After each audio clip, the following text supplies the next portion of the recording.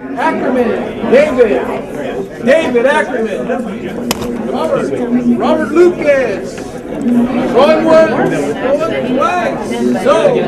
That is the voice of the Sergeant-at-Arms in California's capital, calling out the names of the lobbyists allowed to pass through the gate and speak with a legislator.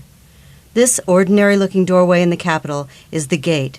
In order to get past the gate, you hand the sergeant your business card with the name of the legislator you want to speak with and the issue you want to discuss.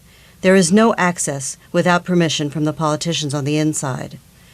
During the frenzied final weeks of a 2-year legislative session, you can be sure to find lobbyists in one of two places: here or here. This is a political fundraiser, and if you're like most folks who've never been to one, there's a reason for that. You see, a typical fundraiser costs between $1,000 and $5,000 to attend, and the politicians swear that all you'll get for your money is a box of donuts.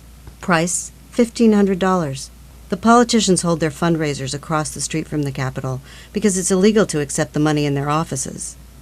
Cross the street from the Capitol, and suddenly it's okay to accept special interest cash.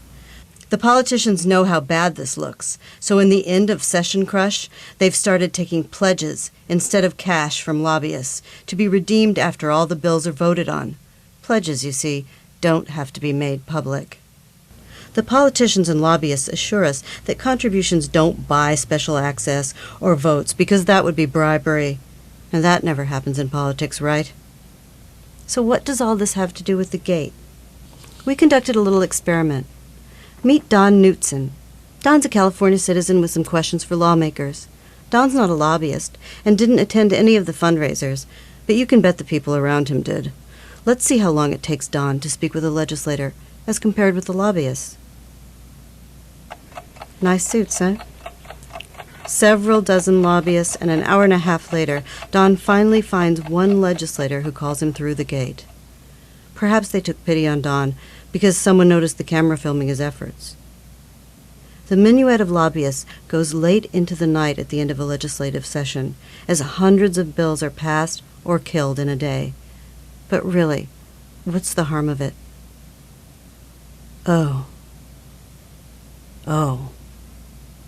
In California government, the gate swings wide open for the special interest lobbyists who pay the campaign contribution toll. But for most citizens, there's a keep out sign. Proposition 89 on the ballot this November opens the gate to the public.